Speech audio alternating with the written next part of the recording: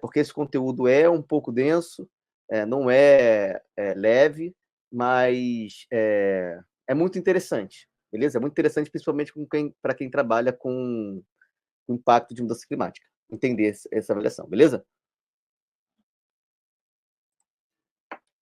Bom, vamos lá. Então, o que que eu vou falar aqui, né? Os temas que eu vou abordar nessa apresentação aqui. Vou falar sobre o escopo de uma ACV, né? Eu fiz uma breve introdução do que é uma ACV, avaliação do ciclo de vida. Vou falar sobre um documento que é muito importante, que é a regra de caracterização de produto, que é RCP, tá? Em inglês é PCR, Product Category Rule, sei lá, uma coisa assim. Então você pode ver RCP, ACV também você pode ver LCA, Life Cycle Assessment, né? Avaliação do ciclo de vida. Então aqui eu estou usando as siglas em português, tá? Então essa é a regra que é RCP, é muito importante entender, é um documento que eu vou falar para que ele serve. Depois a gente faz uma análise de inventário de ciclo de vida, eu vou explicar o que é, para depois a gente fazer uma avaliação de impacto do ciclo de vida. E essa avaliação de impacto é que entra, no caso, a avaliação de pegada de carbono, que entra o impacto de emissão de gás de efeito estufa, mudanças climáticas, e aí que a gente coloca, categoriza como pegada de carbono. É só nessa etapa aqui, ó, avaliação de impacto, tá? E eu poderia avaliar numa mesma avaliação de ciclo de vida, numa mesma avaliação de inventário, diferentes impactos. Pegada hídrica, pegada, enfim, diferentes tipos de pegadas, tá? Então, só nessa etapa aqui D é onde, de fato, a gente está olhando para os impactos da mudança climática. O resto aqui, essas etapas anteriores, são etapas para qualquer avaliação do ciclo de vida, independente do impacto que você está avaliando. Depois, o que você faz com isso na empresa, né? Por que você faz esse estudo? Então, esse é o resumo dos temas que eu vou falar aqui, tá? Nessa live. Quer dizer, não sei se eu vou conseguir falar tudo, mas esse é o resumo do escopo que eu tenho para falar, beleza? E aí eu começo a falar sobre o que é a vida de um produto. Eu estou usando como referência aqui esse documento, que é do GHG Protocol. Então, você consegue acessar esse documento, é o Product Life Cycle Account Report Standard. É do GHG Protocol. Eu estou, inclusive, com ele aberto aqui, ó, no PDF, ó, é esse aqui. Se vocês entrarem no site do GHG Protocol, vocês conseguem baixar esse documento, tá? Então, esse documento ele fala bastante sobre o ciclo de vida. Não é uma norma, mas ele é um padrão, né? Que é bem interessante você entender, que ele fala sobre diferentes importâncias que tem na avaliação do ciclo de vida, tá? Essa é uma baita referência, mas eu não vou usar ela necessariamente. Só abrir aqui para vocês verem qual é a cara desse documento aqui e a referência que é do GHG Protocol, tá? Beleza. E essa imagem veio deste documento. Então, o que a gente tem aqui como uma avaliação do ciclo de vida? O que a gente olha? Eu já falei em outras lives o que é escopo 1, 2 e 3 e o que é inventário de gás de efeito estufa, né? Então, a gente sabe que o escopo 1 e 2 ela está dentro da etapa de produção ou de operação de uma empresa, né? O escopo 1 necessariamente são emissões diretas, ou seja, a própria empresa emite o gás de efeito estufa, é o CNPJ dela que emite, então é o carro dela, é o consumo de combustível dela, enfim, é o consumo de GLP dela, é o consumo de gás refrigerante, enfim, a gente falou bastante sobre isso, né? Tem uma série de lives sobre inventário de gás de efeito estufa. Se você entrar lá no Academy, você consegue ver essa sequência de lives. O escopo 2 é relacionado ao consumo de energia, não necessariamente só elétrica, né? Mas é o consumo de energia, por quê? Porque são emissões indiretas, tá? Associadas à produção. Porque a geração de energia é feita por uma outra empresa, sei lá, você compra a energia da concessionária, quem está gerando a energia é a concessionária, enfim, a concessionária não, né? A concessionária está transferindo, né? Alguma usina hidrelétrica, alguma, enfim, termoelétrica, um painel solar, é algum lugar que gera essa energia, é essa geração de energia que emite o gás de efeito estufa. E você compra energia. Se você comprar vapor também, alguém produziu esse vapor com o consumo de algum combustível. Então, as emissões do escopo 2 são relacionadas à energia, né? Então, o escopo 1 e 2 está dentro da produção. E aqui entra o problema, né? Que é o escopo 3, em que, quando a gente fala de inventário, não necessariamente, até pelo GHG Protocolo Brasil, ele acaba não sendo obrigatório, né? apesar de para algumas empresas deveriam ser, porque às vezes boa parte da atividade não é principal, mas que depende, influencia muito o negócio, está no escopo 3, mas o escopo 3 aqui, no caso, quando a gente faz o inventário, a gente pode fazer meio que uma seleção do que é mais relevante, o que é menos relevante, ocorre esse corte, mas quando a gente fala de avaliação do ciclo de vida, não. A avaliação do ciclo de vida, necessariamente, a gente tem que calcular o escopo 3, tá? E no maior nível de detalhes possível. Então, a gente entra aqui no produto, né? Então, aqui a gente está falando que a gente tem um produto que está sendo produzido por uma etapa de produção, numa fábrica, por exemplo, em que você tem aquisição de matéria-prima e pré-processamento, ou seja, aquisição de matéria-prima, aquisição de material e pré-processamento, ou seja, o processamento da matéria-prima que você vai usar como insumo da sua fábrica, da sua produção. Então, você tem todo esse processamento aqui que tem que ser considerado, toda a emissão relacionada àquele produto específico tem que ser considerado, e depois todo o fim de vida não, né? Mas depois do portão, a gente tem um nome que a gente dá, que se a gente for fazer o cálculo da avaliação do ciclo de vida somente até o fim da produção, a gente fala que é do berço ao portão, né? Se a gente quer fazer até o fim de vida, a gente considera de fato o fim de vida daquele produto. Então, se a gente considerar o fim de vida mesmo, a gente tem todo o escopo 3 downstream, que é depois do portão, né? Que é a distribuição, uso e fim de vida.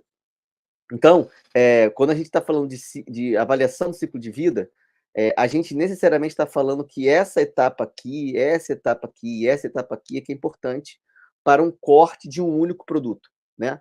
A empresa pode ter vários produtos, e a soma desses vários produtos aqui seria o inventário total da empresa, mas a gente quer fazer um corte, e esse corte tem que ser muito detalhado daquele produto específico. Então, vamos pensar que uma fábrica tenha, sei lá, ela fabrica 10 produtos. Se a gente fizer a avaliação do ciclo de vida dos 10 produtos dela, a gente vai ter o inventário meio que, não completo, mas boa parte do inventário dela da empresa. Mas aqui, quando a gente fala de avaliação do ciclo de um produto, é um cortezinho daquele produto específico. Beleza? E esse é o contexto que eu estou dando aqui para a pegada de carbono. A gente vai fazer uma avaliação do ciclo de vida do produto para depois a gente calcular a pegada de carbono desse produto. Beleza? Agora vamos lá. Então, o que é essa parte 1? Qual é a parte A, né?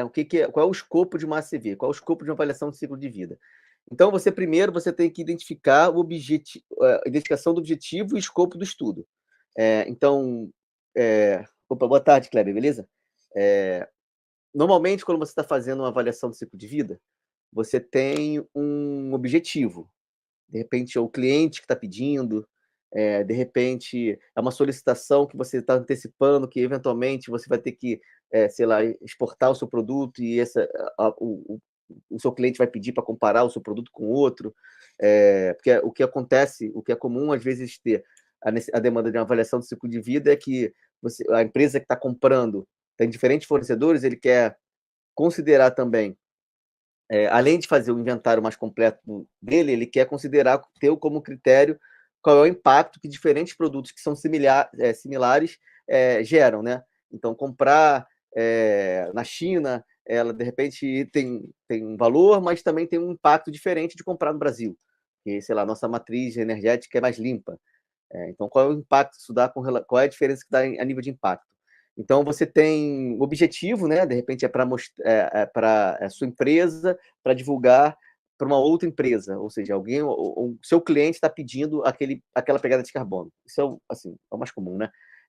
E depois você tem que entender o escopo, né? Qual é o escopo? O escopo qual é o produto, qual é o período que aquele produto foi produzido.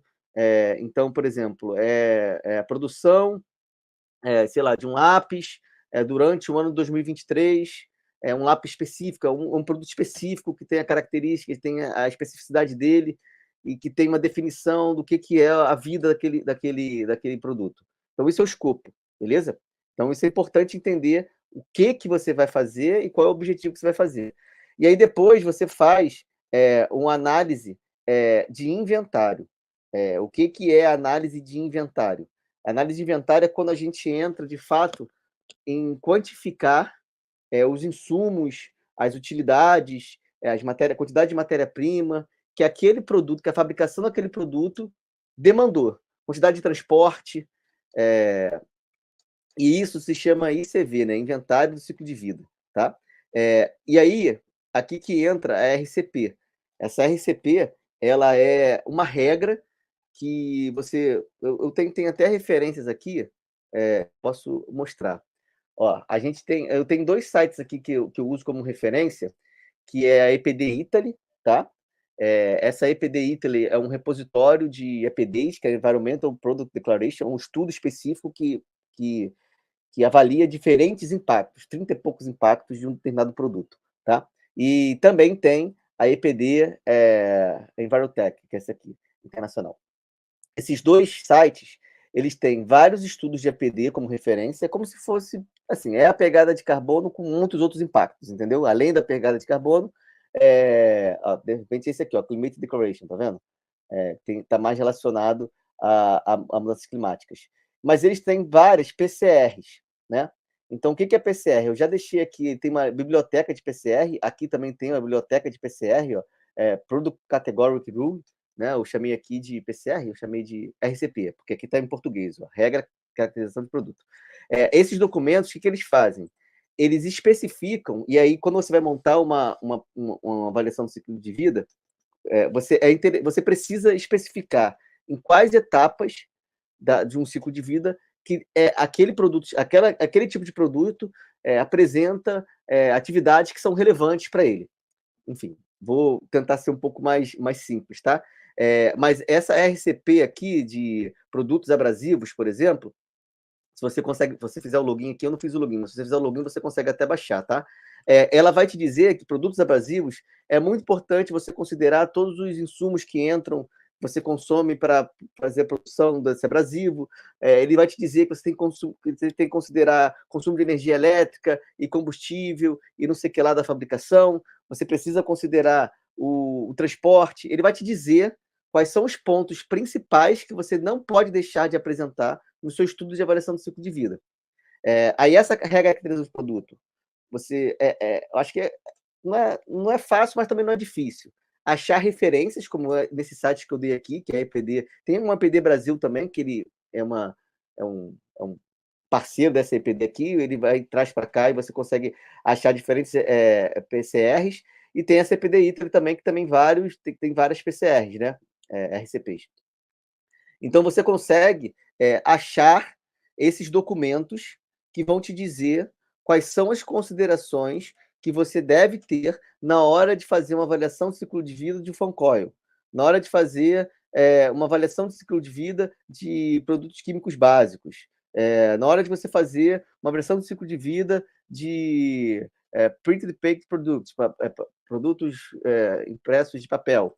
Então, você tem que ter ideia, que é aquele lance do objetivo que você tem aqui, né? Então, você tem o objetivo, você tem o escopo, você sabe qual é o escopo, e a partir desse escopo, você sabe qual é o produto que você vai fazer a avaliação do ciclo de vida. Então, é muito interessante você ter referências de outros produtos que são similares ou iguais ao seu, porque essas referências, você pode achar, de repente, uma pegada de carbono, uma EPD de um produto equivalente e pode achar também referências de RCP, ou seja, o que deve ser considerado no estudo de avaliação do ciclo de vida daquele produto específico. Então, isso que é RCP, tá? Eu não vou abrir uma RCP aqui porque é um documento com um monte de texto, beleza? Não faz muita diferença, tá?